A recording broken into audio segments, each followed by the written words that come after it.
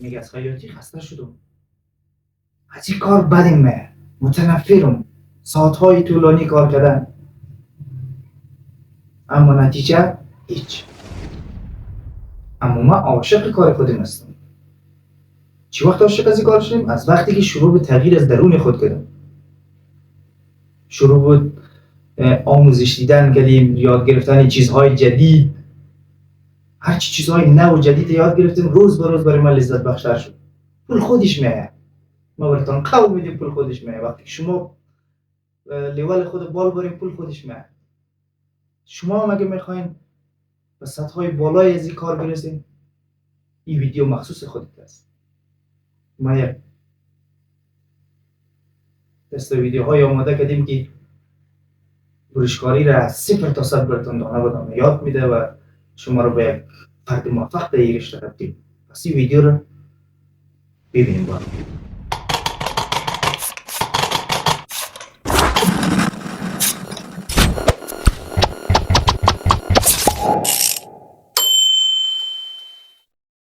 سلام عزیزای، امیدوارم حال دلتان عالی باشه و جیبکایتان پر از پیسه باشه. با این شرایطی که دنیا داره البته بعید میدانم که جیب کسی پر پیسه باشه. یحیی هستم با بیش از 25 سال تجربه کاری در بالاترین سطح از خیاطی. 15 سال از دوران چرخکاری خودم در ایران سپری کردیم. دوره‌های آموزشی بروشکاری را در ایران یاد گرفتیم و به صورت کاملا حرفه‌ای بروشکاری را یاد گرفتیم. وقتی به افغانستان رفتم کارگاه تولیدی خود زدیم و بیزینس شخصی خود شروع کردیم. در ما اوایل بیش از 50-60 نفر ما شاگرد آموزشی بروشکاری داشتم، اما متاسفانه به دلایل مصروفیت‌های زیادی که وجود داشت دیگه ادامه ندادیم و نتونستیم این کارو بکنیم. فعلا کویتی پاکستان زندگی میکنم به دلیلی که وجود داره. دیگه اینجا بسیار از دوستا از ما تقاضا کردن که کلاس‌های بروش را دایر کنم و تقاضا بسیار زیاد بود، چرا که اینجا خیاط‌های حرفه‌ای و نیمه حرفه‌ای خیلی زیاد هستند و خواهان آموزش یک متد بسیار کامل هستند و ما می‌خواهیم که متاسفانه به دلایلی که برای مهاجرین اینجا وجود داره من نتونستم این کار کنم. در اواخر تصمیم گرفتم که از طریق سوشال میدیا مهمان خانه هایتان باشیم و این کار را از طریق سوشال میدیا براتون اجرا کنیم و این خبر خوبی است براتون. شما راحت میتونیم که بعد از اینکه کاربارتان خلاص کردین، شوخانه رفتین، نانت خوردی، پیله چایت دم پیشت باندگان اونجا با خیال راحت 1 ساعت نیم ساعت نمیره یاد ادامه بدی. بعد از 3-4 ماه الا 5 ماه گفتن نمیتونم دیگه دقیق ببینیم که قسمت چی میشه که میتونیم ویدیو رو زود جور کنیم یا اگه مشکلات نباشه که کوشش کنیم زود آپلود کنیم ویدیو را. دیگه در مورد سیستمی که قرار کار کنیم ما میخوایم متد مولر را کار کنیم و کسایی که متد مولر رو میشناسن مفهمن که چی رقم یک متد است. 2 خبر دارم در مورد متد مولر، یکیش خوب است و یکیش بد. اول خبر خوب براتون میگم. خبر خوبیه که وقتی که توی این متد را به صورت دقیق و کاملا حرفه‌ای یاد بگیری دیگه مشکلی در مورد بروشکاری نخواهد داشتی، به خصوص مشکلی در مورد بروشکاری زنانه. ما زنانه رو کار نمی‌کنیم. دیگه نمیگی که ما این رو بروش میتونم این رو نمیتونم، این مدل سخت است این مدل آسان است. چی تو کارگاه خیاطی بزنی، چی شخصی دوزی بزنی، چی یک جای بخوای بروشکار شوی، هیچ مشکلی نخواهد داشتی. کامل ترین و استاندارد ترین و دقیق ترین متد در سطح دنیا این متد است. برین تحقیق کنید در موردش. و خبر دوم، خبر بدیه که این متد به شدت سخت است. ایتا نیست که ما بگیم که این تیکه رو بندازه این خط بکشه نه خلاص رفت این کار بریش.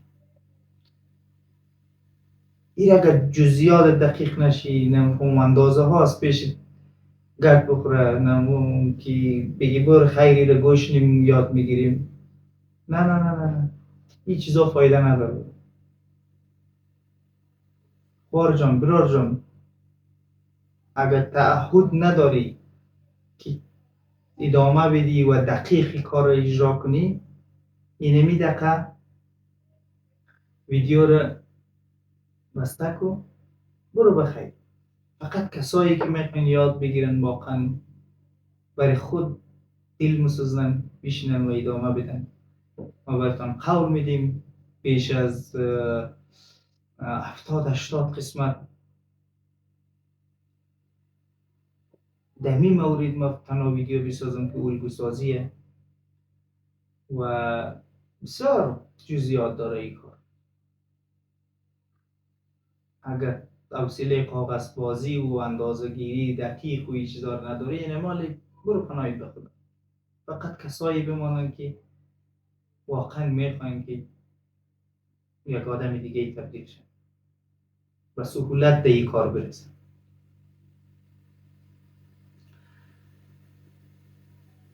پس خواهشم از شما اولتر از همه حق مرا بدین.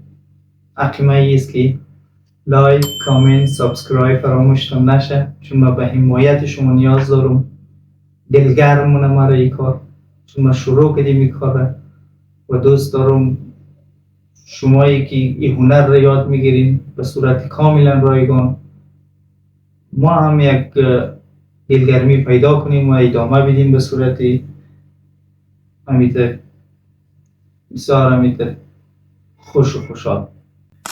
اولتر از همه چیزایی را که نیاز است برای برشکاری ما براتون تک به تک معرفی میگیرم. بعد درس خود شروع نیم. در قدم اول پیش از اینکه یار معرفی کنم عزیز دلم سابسکرایب کن دیگه. چند دفعه بگیم. خب چیزایی که نیاز است کاغذ نیاز است. کاغذ هرچی کلانتر باشه بهتر است چرا که هرچی که پرتر باشه مجبور هستی از چسب استفاده کنی یا یک دیگه وصل کنی. اگر کلان باشه یک تیکه باشه بسیار الگوی استاندارد میه و دیست نخورده میه. قدم دوم چیزی که نیاز است متر است. یک متری و ایران براتون بگیم دوستای عزیز متدی را که ما کار نیم سیستم را که کار نیم با اینچ کار نمیشه. اینچ برای شخصی دوزی است کسایی که به صورت تجربی کار را یاد گرفتن و ادامه میدن. این متدی که کار نیم باید تو از سانتی متر استفاده کنی. هر متر این طرفش اینچ است و این طرفش سانتی متر است. ما از سانتی متر کار میگیریم. تمام کار ما با سانتی متر است دیگه. یک دونه استوبلر در کاریت است. چست در کار است. قلم در کار است. ما از قلم مارکر استفاده مارکر میگین توش میگین هر کسی یک میگه چرا که اینجی برای آموزش باید واضح باشه. شما از خودکارهای معمولی استفاده کنین. کوشش کنین در کتابچه وقتی الگوی برای کارتان میکشین فرق نمونه که یک رنگ باشه ولی وقتی که روی کتابچه تان و مهمتر از همه یک کتابچه در کار است. کتابچه که ابعادش مثل این عکس باشه و طول ارزش طولش حدود 30 تا 35 سان باشه و ارزش هم 20 تا 25 سان باشه کفایت نه دیگه. تقریبا یک حدودی 50-60 ورق داشته باشه خوبه چرا که این مالی که ما بعد از مدت های کار کردیم هم یکان دفعه نوتایی رو که اونجا دارم من برم در اونجا یادداشت‌های خود سعیم واقعا نیاز است. دیگه این کتابچه تهیه کنین دیگه. گفتم براتون خودکار حدود 3 رنگ باید باشه. سرخ، آبی و رنگ سبز هم باشه دیگه. قیچی که نیاز خیاط است. دیگه یکی یک عدد خطکش گونیا، این بسیار ضروری است که 90 درجه رو داشته باشه. میتونید از مثلث هایی که در قرطاسی فروشی یا استشنری میگن، با هر کس یک جای میگه در ایران لوازم تحریر میگه مثلث، ما خودیم زیادتر که دیزو کار معلوم متاسفانه ما پیدا نتونستیم، بسیار گشتم مجبور شدم میره بگیرم که یک ذره کلان است دیگه، یک ذره دب است کارش دیگه. اینی تک خطکش نیاز است که به صورت یعنی یک چیز داره، یک خطکش هم در کار میشه دیگه. یعنی خطکش هم است که دبل کار روی تیکه کاره، روی کاغذ پایی کار نمونیم روی اندازه دیگه. خطکش صاف هم اگه داشتی که بسیار باشه. نه اینی بود از معرفی وسایلی که نیاز داریم دیگه. دوست عزیز بریم سراغ خطکشی روی الگو. انشالله که بتونیم یک درس خوب و عالی داشته باشیم امروز. فقط یک چیزی که خدمت شما دوستا عرض کنم، عجله نکن دوست ما، مرحله در مرحله ای تا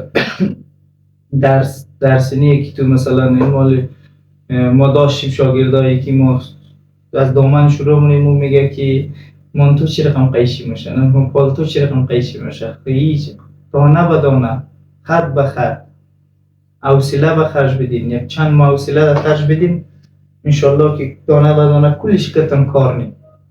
ما از دامن ها شروع نیم، سه نوع دامن داریم، دامن ساده داریم، دامن ترکدار داریم و دامن های آزاد داریم. این سه نوع دامن کتان کار نیم، دامن هایی که وجود داره دیگه. بعد از شلوار کار نیم، بعد از بالاتنه ساده و پنسدار و نمیته پیش رفته موریم دیگه، مرحله در مرحله. پس خواهشان شما عجله نکین، ما دانه به دانه کتان کار میمی الگو کتان کار نمونهایش نشان میدیم. اگه تانستم نمونه جور نم در جان مدل خود میدیم، مراحل دوخت، مراحل بروش کلش دانه به دانه ما براتون اجرا نیم. انشالله اگه عمری باقی بود شما هم قول بدین که این کار را ادامه بدین. خواهر گلیم، برادر خندیم، اگر با قیافه ما حال نمونین میتونین ویدیو را قسمت های اول هر ویدیو رو آموزشی رو که ما خودیم صحبت نیم در مورد بازی چیزا یا رو میتونین رد کنین. ولی وقتی که کار روی الگو شروع شد دیگه، ما با عنوان استادی که اینجا درس میدیم، ما براتون میگیم حق ندارید حتی یک ثانیهش رد کنید، به خاطر که مرحله در مرحله یک دیگه مرتبط هستی الگو سازی. وقتی که تو یک دقیقه زیر رد نی یک خطی دیگه اینجا ایجاد میشه، باز حیران میمونی که چی شدی، از کجا پیدا شدی، چی رقم شد. ویدیو رو استاپ کو، اجرا کو، مرحله در مرحله اجرا کو. اگه مشکل داشتی در کامنت ها نمیشه کو، انشالله به طریق ما رو جوابگوی میشیم. در اوایلی که بیننده کم هستن دیگه، بعدها اگر تعداد نفرات زیاد شد نتونستیم رسیدگی در کل جوابگوی کلگی میشیم دیگه.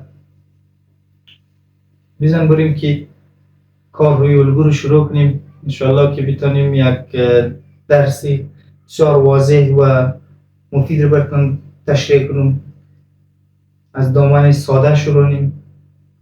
دامن ساده پشت و پیشش است که امروز در این قسمت ما فقط پیش کارنیم، به خاطر که دو درس اگه همزمان کار کنیم دیگه برای شما ثقیل میشه، گیج میشین، تمرین نمیتونین دیگه، وقتتون زیاد نمیگیریم. بزن که شروع کنیم بخیر. خب عزیزای دل، بریم سر الگوی ما.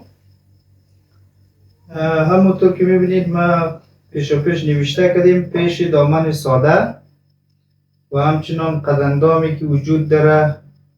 باز ما یک جدول سایزبندی براتون میدیم دیگه، میتونین که با استفاده از او جدول سایزبندی هر سایز رو مشخص کنیم. این قدندام که هست قدم اندازای سایز 38 است. ما در مجموع از اول تا آخر سایز 38 کار کنیم. پس 38 یا همون سایز میدیم 38 40 همون میدیم میبه دیگه.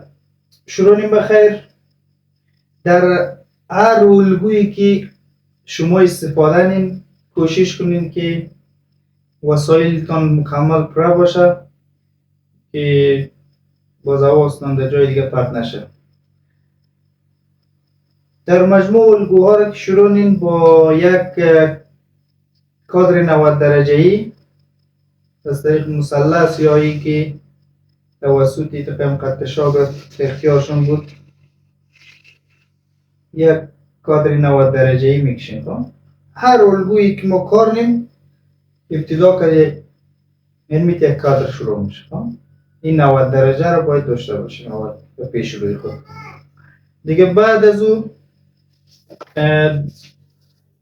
بلده پیش دامن ساده این کادر که کشیدین موریم اولین جایی را که پیدا نیم طول باسن. طول باسن در سایز مشخص است. دیگه طول باسن ما در اینجا است 19 سانتی متر. 19 سانتی متر است. فکرتون باشه که دیگه اینج خلاص است. 19 سانتی متر اینجا مشخصیم. اولتر از همه در الگویی که ما قرار کار کنیم خطهای افقی رو ما کار نیم. این خط عمودی است، این خطها افقی است. خطهای افقی رو مشخص نیم. طول باسن 19 سانتی متر،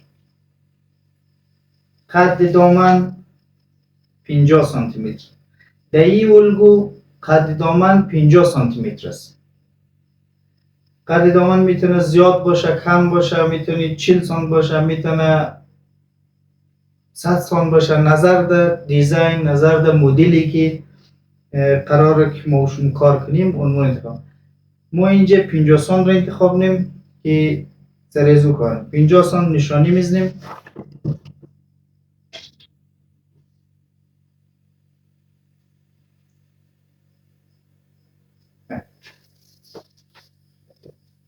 توسط خطکش خطای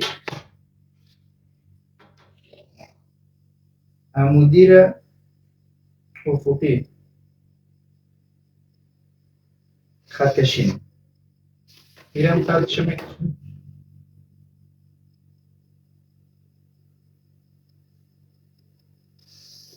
و ایرم خطش میکشیم. ببینید اول کادر خود کشیدیم. 90 درجه رو در هر الگو باید داشته باشیم که اینجا الگوی ما شروع میشه. بعد از او خط باسن رو کشیدیم، باز خط دنبار. من نامایش دارم نوشته کنم که شما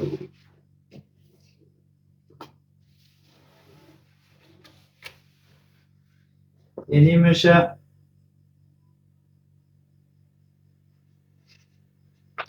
خط باسن. این میشه خط کمر.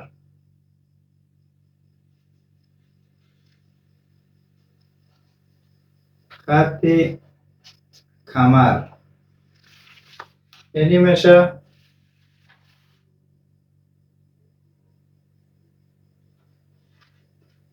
خط دمپا.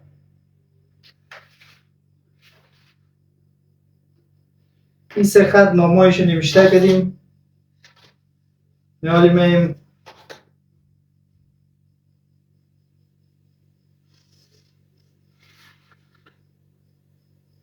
این خطایی که ما که دستور میکشم اینا شما هم کوشش کنید که دستور بکشیم تا برای نوتایشون ضروری است. ببین این خطای سرخ برای چی است؟ این فقط نشان دهنده از این است که تو رو در الگو و در کتابچه نشان میده که طول باسن چقدره. طول باسن مساوی با 19 طول باسن 19 این فقط تو رو نشان میده که یک وقت اگر از یادت رفت به اینجی که طول باسن ما چند بوده و این و همچنان قد دامن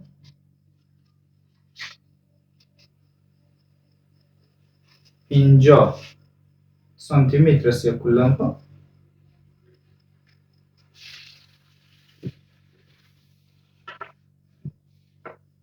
خب یک دفعه دیگه میگیم کادر خود کشیدیم، خط باسن رو مشخص کردیم که به طول 19 سانتی متر است. قد دامن رو مشخص کردیم به طول 50 سانتی متر. این خطای افقی را اول در کار است که باید یا رو بکشیم. بعد از او که یا رو کشیدی در این مرحله این خطای را مکسور کنم که ما کشیدیم، یا رو فقط یک نوع علامت یا مشخصه است که تو برای آدرس میده که یعنی این اندازه از کجا تا کجا چی آمده، این اندازه از کجا تا کجا چی قسم آمده. نه بعد از او موریم بخیر سراغ باسن میکنم. باسن اندازش چقدر است؟ 98 سانت. 98 سانت دور باسن ماست. دور باسن 98 است. تقسیم چند میشه؟ تقسیم 4. تقسیم 4 منفی 1. در پیش کار این فرمول رو یادتان باشه. 1/4 دور باسن منفی 1 که حدوداً میشه 23.5. دقیقاً حدوداً نه 23.5 نشانی نی در قسمت پایین دامن هم اینمی اندازه رو نشانی میزنی. خب 23.5 اینجا نشانی گیده، اینجا نشانی گیده، یا دور توسط خط کش یک دیگه وصل نی. ببینید دوستا یک چارچوکاتی بسیار منظم بدیست ما. این چارچوکات را تکلپن بدیستم کلیش روی اندازه ها، روی فرمولایی که اینجا هست بدیست آمده. منظورت ما یک ذره میز ریزه با یک میز با میت استاندارد بگیرم. ایرم توسط از خطکش سرخ مشخص نیم که از کجا تا کجا چی فرمول کار شده، چی رقم کار شده. ببینید 1/4 دور باسن منفی 1 مساویه با 23.5. از این قسمت تا این قسمت 23.5.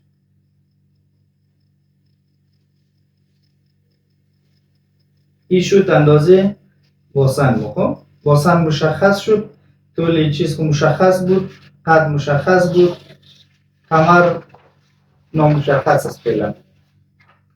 خب در این قسمت میریم سراغ دیگه قسمت ها رو داریم. این حال یک کمر مونده.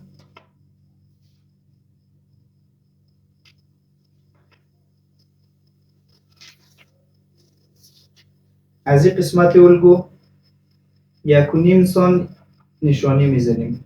این از اینجا تا اینجا 1.5 سانت نشانی میزنیم.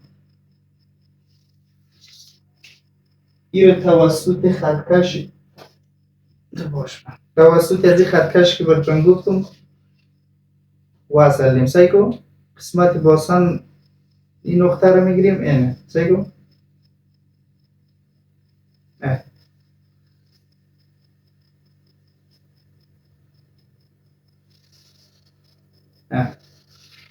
ببینید دوستان این خط به صورت کج و منحنی است. خب این قسمت رو هم 1 سانت میگیریم.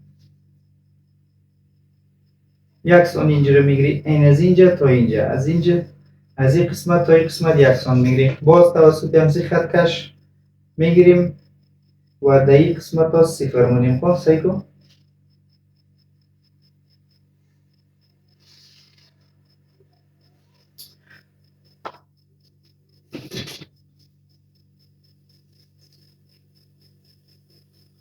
اینی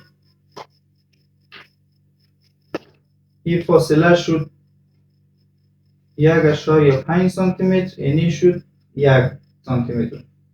ببینید دوستا، عمودی که گفتم براتان یک در دیگه یا وصل است، مرحله در مرحله باید یا اجرا کنیم. اگه یک قسمتش میسکنی از پیش تیرشه ایران مونی که چی رقم شد و یک در دیگه وصل است یا خب. پس ویدیو رو با دقت ببینید و مرحله در مرحله اجرا کنید، استاپ کنید، اجرا کنید، استاپ کنید، اجرا. خب باز میریم سراغ الگوی خود. یک مقدار کارش مانده دیگه. اینی قسمت را کن کمر من به دیست آمد، منتها کمر همون ساده ساده نیه. 22 سانت کمر میه، وسط زیر مشخص نیم، وسطش مشخص نیم. توسط دنیا ایره یک خط 9 سانتی به پایین کشیم. 9 سانت باید طولزی بیفا 9 سانت نشانی میزنی. در مجموع یعنی 1 سانت 1.5 سانت یعنی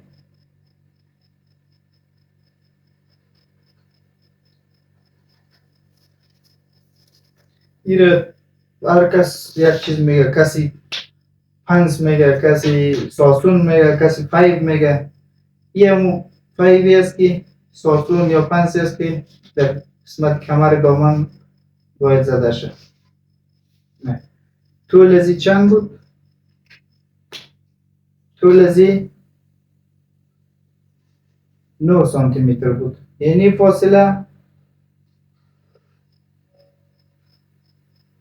1.5 در مجموع بیخوا 1.5 و یکم بگوارم شد که دیگه شما توجه 1.5 به اینی قسمت براتون نگفتیم.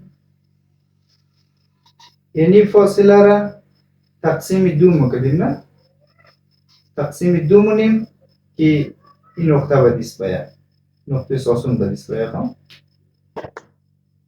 خب قسمت کمر ما تکمیل شد و به دست آمد دیگه. موریم سراغ پایین دامنش. در قسمت پایین دامن 3 رقم ما شما اجرا نمی‌کنم. یک قسمت یک رقم دامن است که به صورت خمره‌ای طرف داخل ما، یک دامن راست است که نمی خط بوریش بزنی کفایت نه. یکی دیگه است به صورت که به نام خمره‌ای یاد میشه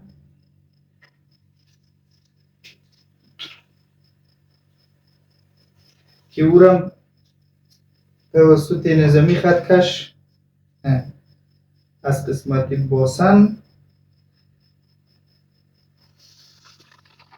این خط را میخوام و یکی اینی را در نام خمره‌ای یاد میشه. خب اینی به عنوان راسته و اینی خطم که یگان دانه دامن است که ای را به نام فون یاد میکنم. خب فون میگن دیگه، ما رو هم یاد داده، هر وطن یک نام داره. خب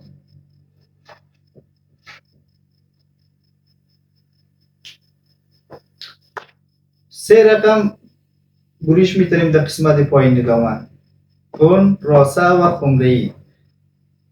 تک تک از یارا داریم ما در دامن های خود.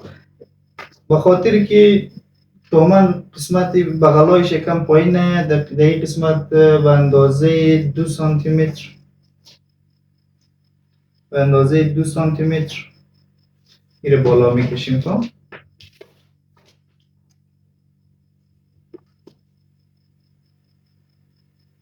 ببین این قسمت برابر برابر برابر، اینجا برابر برابر برابر و کم کم دیگه توسط از این خطکش مخصوص طرف بالا میه. این شد 2 سانتی متر. یعنی فاصله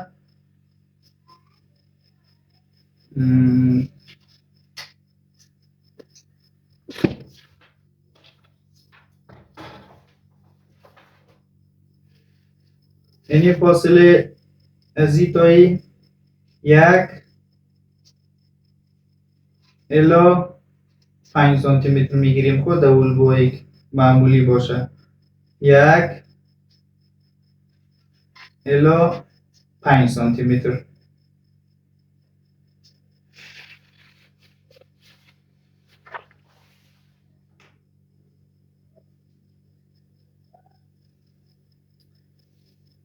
اجزای دل یعنی شد دامن تکمیل.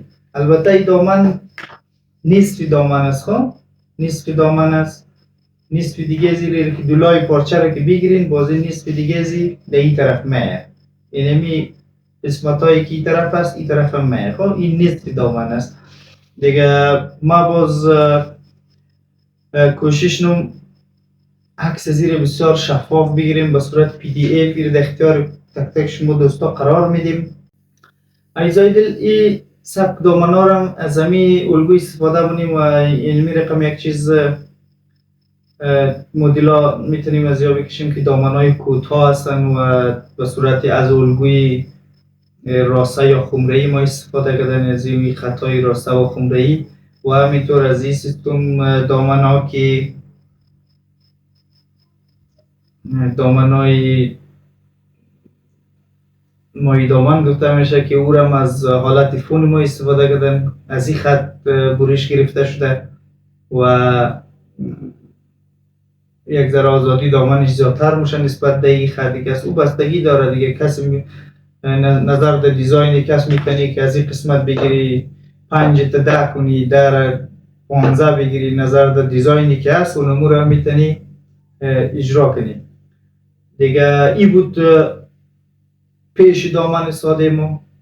انشالله در قسمت بعدی کوشش نیم پشت دامن ساده را هم براتون آموزش بدیم و کوشش نیم قسمت ها کوتاه‌تر و کوتاه‌تر شه. بعضی الگوها ساده تر و بعضی های دیگر که بسیار پیچیده تر هستن و اما طور که گفتیم براتون کوشش کنین که دقیق مرحله در مرحله شما اجرا کنین و او گابی ما را زیاد جدی نگیرین که گفتم بسیار سخت است. بسیار سخت برای کسی است که الگوی کامل میبینه. تو این الگو رو کامل ببین و ایران مونی که چی رقم بدیست اما چی رقم جور شد. ولی وقتی که خط به خط ما برات اجرا کنیم ما برات قول میدیم که مال تو هم اون امور اجرا تنیسته و اگر نتنیسته یک دفعه دیگه هم سعی کن انشالله میتونی دیگه. گرمی است و ما برای ورق خود پاک کده بریم. لایک کامنت سابسکرایب دوستا زیادتان نره ما را حمایت کن انشالله که ما بتونیم با انرژی پر انرژی تر از همیشه ویدیوهای جدید و جذابتر و بهتری براتون آماده کنیم. منتظر قسمت های بعدی ما باشید. ما را در فیسبوک هم فالو کنیم. فیسبوک اگر هستین که خوب بگنین در فیسبوک و یوتیوب و همچنان اینستاگرام دنبال کنید. این ویدیو رو شیر کنین. صفحات ما رو شیر کنید لطفاً تا به دست کسایی برسه که نیاز دارند این نوع آموزش ها.